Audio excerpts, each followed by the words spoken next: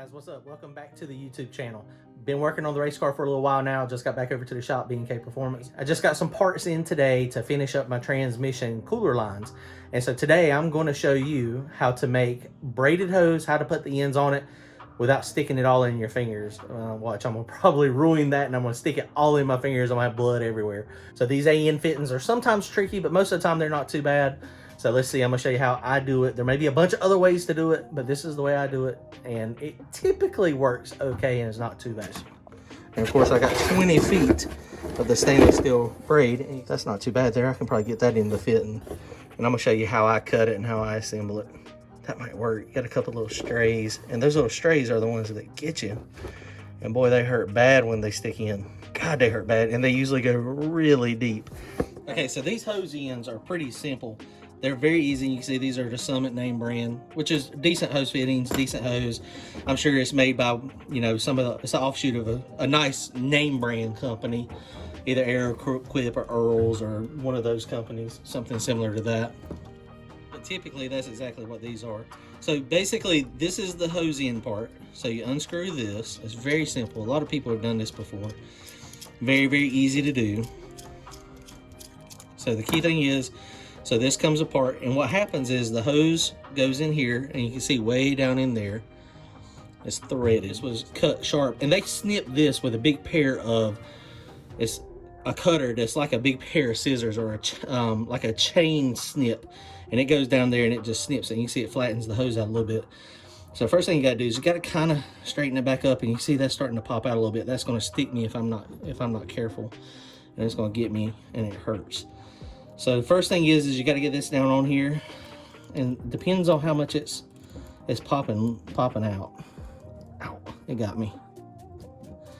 So this thing is not going to cooperate. Okay, so we move back over here to the vise. A lot of people don't like the vise because it'll mar the fittings up, and if you squeeze it too tight, it will squeeze this and then mess the fitting up.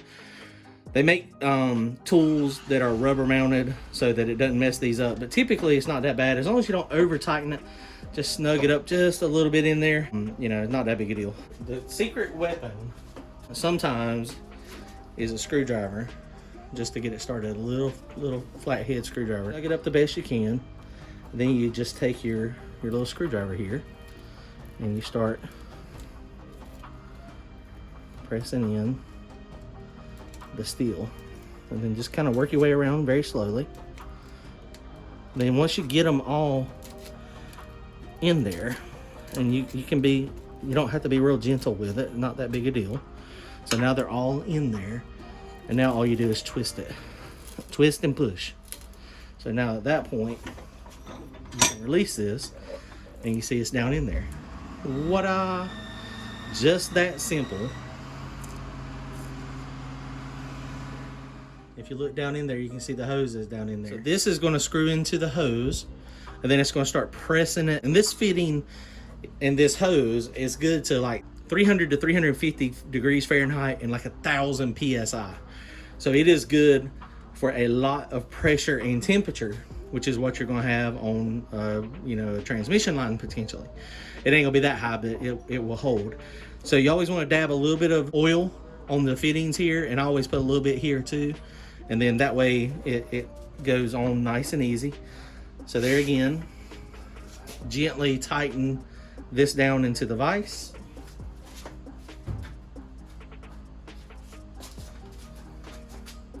I got a dab of transmission fluid. That's what's going to be going through here. So now very carefully, and you can feel it when it pushes, just start kind of snugging it down, tighten it down, and the threads get it and grab. Now at this point, I could have done this earlier to ensure that the line does not get pushed out of that fitting, and it's very hard to tell that. So the easiest thing to do is take a piece of electrical tape, and just under here, this is just for a reference to mark, just put a piece of tape, and it will move it if it pushes it out, and it will wad it up. So that's all you're looking for, is to make sure that doesn't happen. And so the other thing you can do is, you know, hold the hose down here under the bottom, which is what I usually try to do, and then you can feel it, and it'll, I got the wrong size wrench. You hold it down on the bottom, and then you just start snugging this up. I can feel the hose is not moving at all. So just keep on tightening.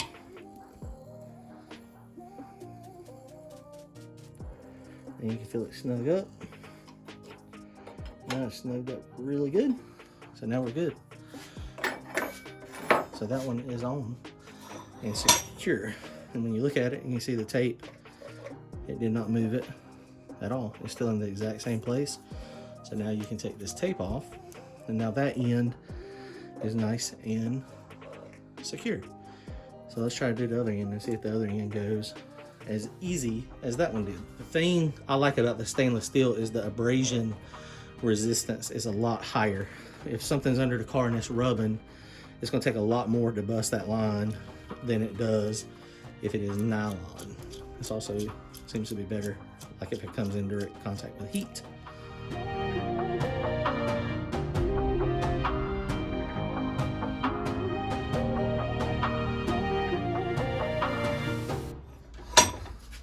We're in there. So we're in there at the right spot, and it's got to stop so that you can't go but so far. Some of the older ones did not have that, and it made it a little trickier to get it to the right location. Okay, so let's put this back in there. Getting it in here, this first part. You can feel it when it went right in there. I usually scratch mine up. It's okay. So that one, that time I had it down a little further on that, so that's exactly where it was. It had a little gap. Let me show you on the next one. I'm gonna cut this hose. I'm gonna show you how to cut it. So cutting it, this is a 20-foot piece of hose. So I'm gonna cut it, and I'm gonna have two 10-foot pieces. So this is about in the middle. So the first thing you wanna do is take some electrical tape, and you want to wrap it very securely, as securely as you can. And what we're trying to do is just when we cut this stuff, we want it to hold together as best as possible. And the way what I use to cut it is a side grinder. I don't have the nice little tool that they have. So it's one of the little 45 thousandths cutoff wheels. You just go very slow. Typically what I do is I will go around all the outside edge. Some people just try to cut through, but the problem is if you push through, when you get to the bottom, those stainless steel braids are gonna push out. So if you just barely, if you cut the braid, twist it, cut the braid, twist it, cut the braid, do all that the whole way around, then you're gonna be less likely to have the flare outs. Make sure you're wearing safety glasses while you're doing this, because it does, throw a lot of sparks and debris. Check this out.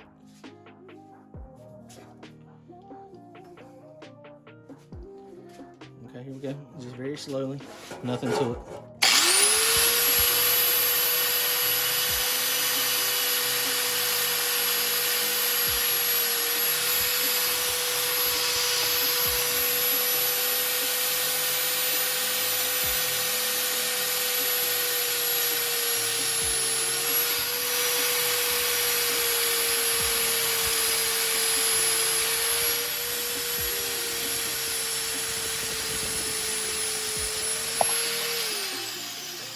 Fairly smooth end here. So they're not frayed out. Let's don't take this tape off just yet. Exact same way, these are just 90-degree fittings, but they go together exactly the same. Peel that off.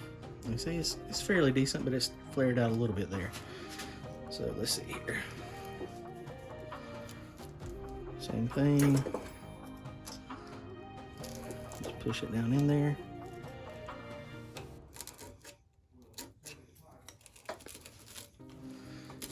Okay. In there. Push deep enough, a little bit of transmission fluid to get it to seal. Very easy going down. And there you go. Okay.